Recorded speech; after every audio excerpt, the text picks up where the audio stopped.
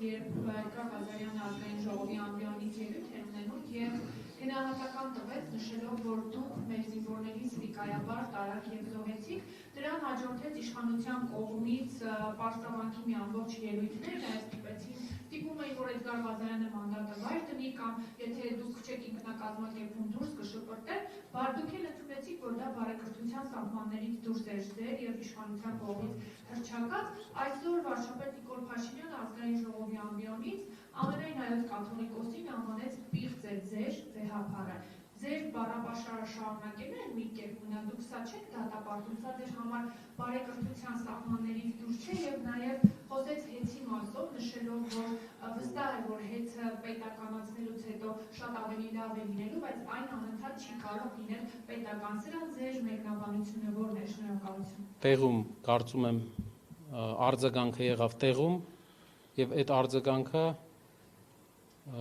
հասցեական մենք լսեցինք արձագանք այդ հայտարարությանը։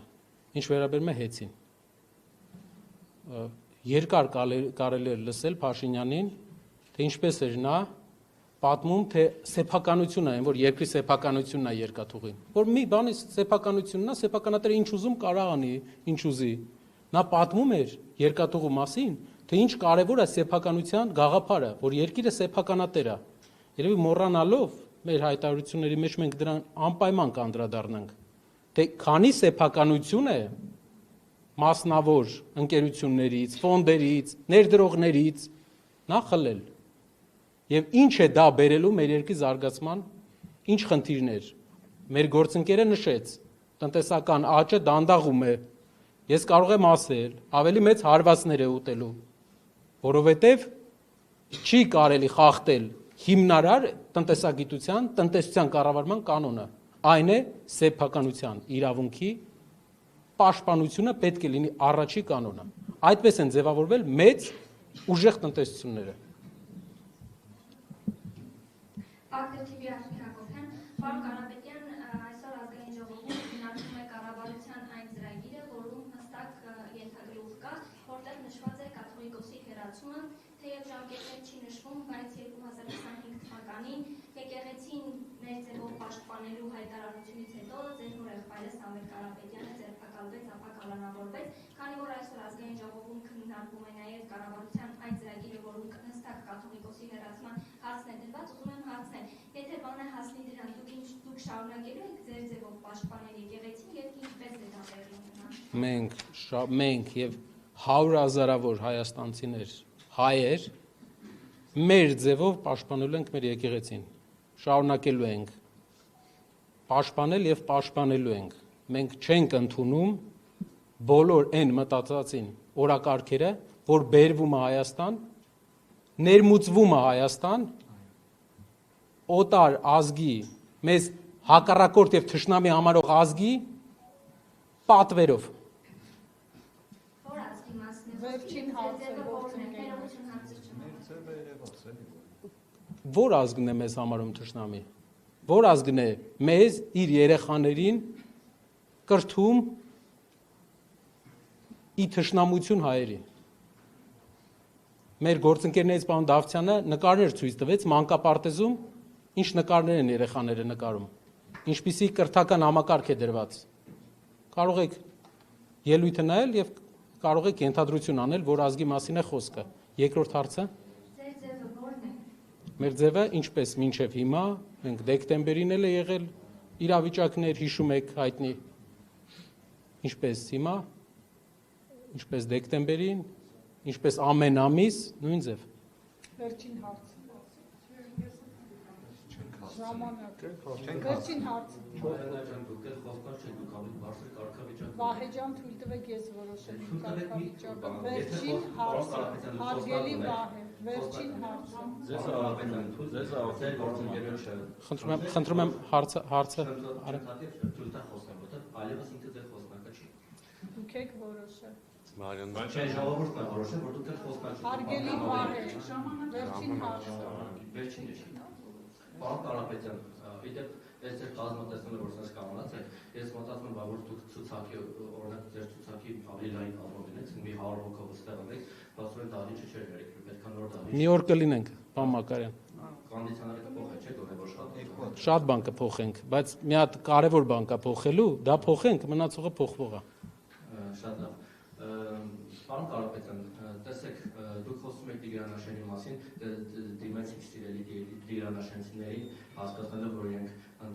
մեծամասնություն են տեղից այլատել Փաշինյանին, ու դուք հիմա իրենց հարցն եք քննարկում։ Եթե Տիգրանաշենցիները գնացել եւ Նիկոլ Փաշինյանին ձայն են տվել, որ ինքը հանձնի Տիգրանաշենը, մենք դուք մյուսներին չենք անհանգստանում, թող հանձնի, ինքը չեն մտել այս երկու հոգու մարդկանց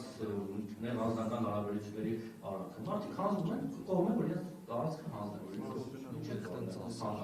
թող հանձնի։ Սա մեկ, երկրորդը Նիկոլ Փաշինյանը անընդհատ մի քանի անգամ այս ամբիոնից դրանց առաջերտվածությունների ժամանակ ակնարկեց, որ դուք ձեր Ռուսաստանից ուղարկել են այստեղ, որպեսզի հեղափոխություն անեք, իշխանափոխություն անեք, բայց չկարողացաք եւ հիմա այնտեղ պատասխան ունեք տալու Ռուսաստանին կամ ինչ-որ մարդկանց կռել Մելիքովքի շենքի երևի Ուկրաինայի հյուրանոցում նկատվել կամ չգիտեմ,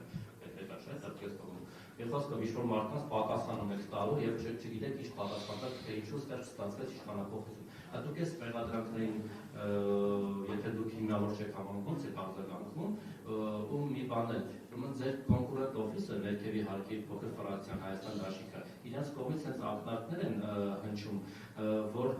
մենք չենք պայմանավորվել իշխանությունների հետ բարեկրթության ինչ-որ շրջանակներ չենք գծել, չենք պայմանավորվել, որ պետք է բարեկիրթ լինենք, իրար հասել ինչ-որ բաներ չունենք, ու ինչ հարց ուզում ենք տալիս ենք առանց պայմանավորվածությունների, չեք կարծում, որ այսպես այս խայտոցները մի քիչ ձեր մտերիմ ոչ կոնկուրենտ համագործակցային հարաբերությունները խաթարան, որովհետև դուք հիմա պայմանավորվել եք իշխանության հետ, թե չեք պայմանավորվել։ Շատ լավ։ Առաջի հարցը։ Առաջին հարցը որ մեծ փոփոխություն, երկրորդը Տիգրանաշենի հետ կապված։ Նախընտրական շրջանում իշխանությունը չէր ասում Տիգրանաշենցիներին, որ հանձնելու է Տիգրանաշենը։ Անգամ օգտագործեցին տերմին օպտիմալացում տարածքի։ Մենք չգիտենք այդ ինչ է։ Օպտիմալացնում էին,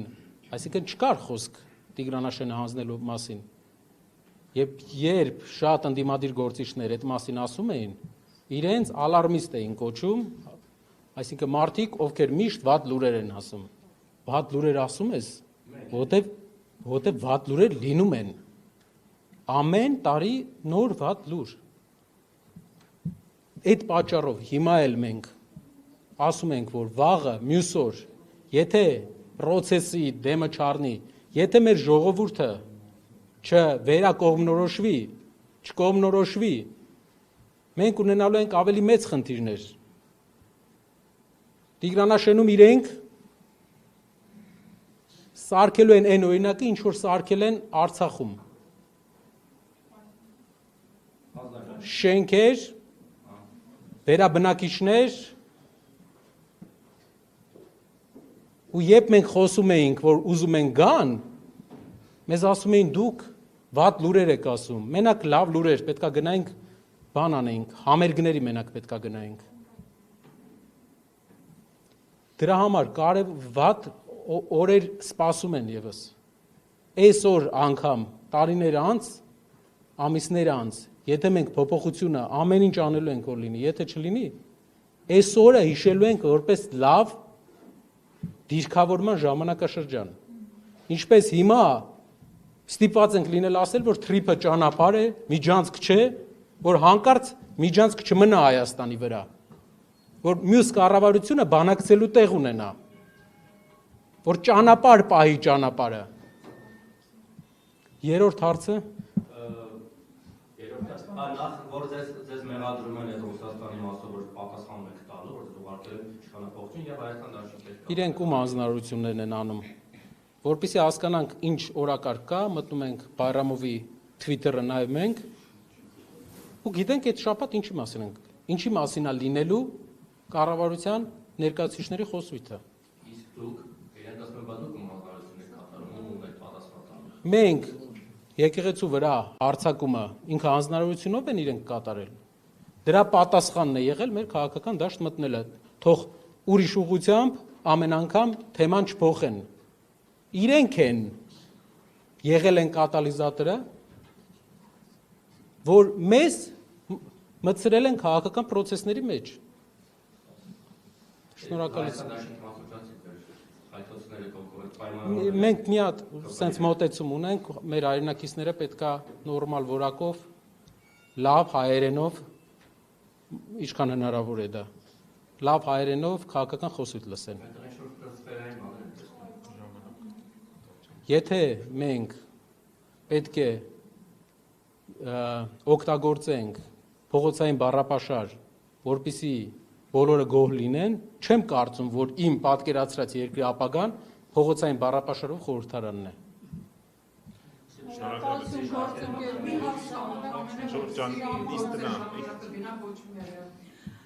Դուք այս վերջին 10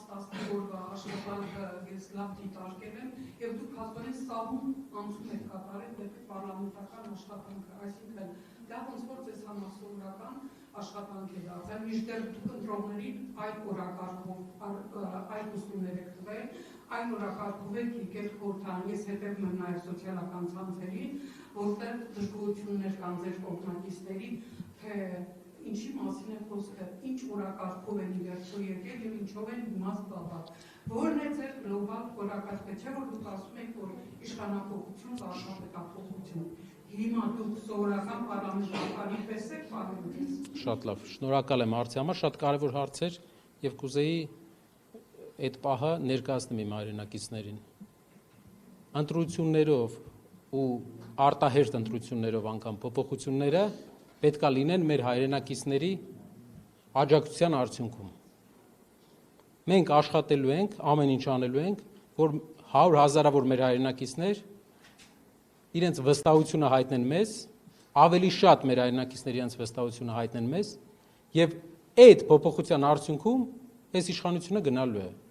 Կա մի ճանապարհ, անգամ արտահերթ ընտրությունների ժամանակ հասարակությունը պետք է որոշում կայացնի։ Մենք ներկայացնում ենք հասարակության կյանքը փոխելու ծրագրեր, ցույց ենք տալի ինչ մոտեցում, ինչ պատասխանատվություն պետք է ունենա ապագա իշխող ուժը